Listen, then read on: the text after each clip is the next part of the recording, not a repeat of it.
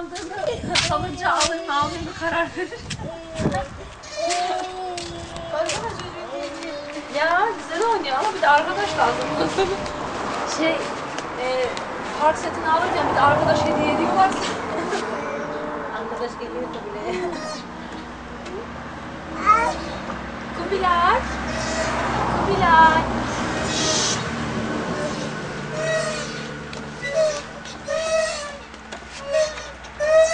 Bir arkana bak. Oğlum geçen düştün daha oradan, Berkan yapma.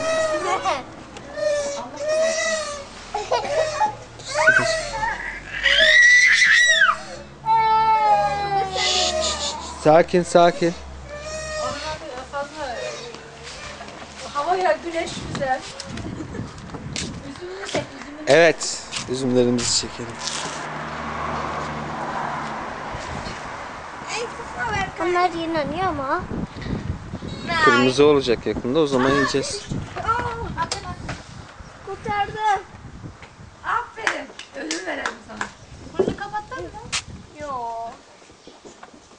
Çıkarttın mı? Yok. Yanar ya içinde. Yok. Git bak o zaman. Bir çay içelim dedim.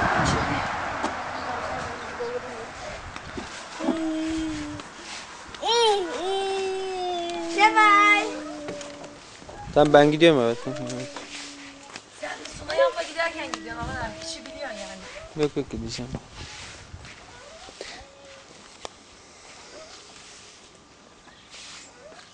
Şevval zaten sessiz bir Şevval'i getirdim aslında bize.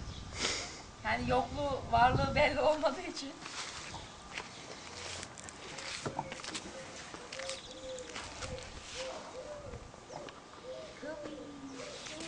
Şevval.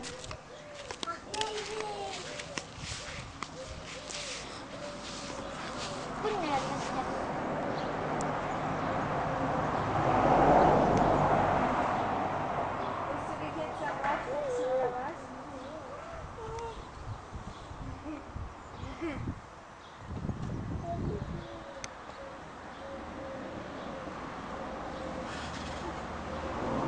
İnternete aktardın mı öbürlerine?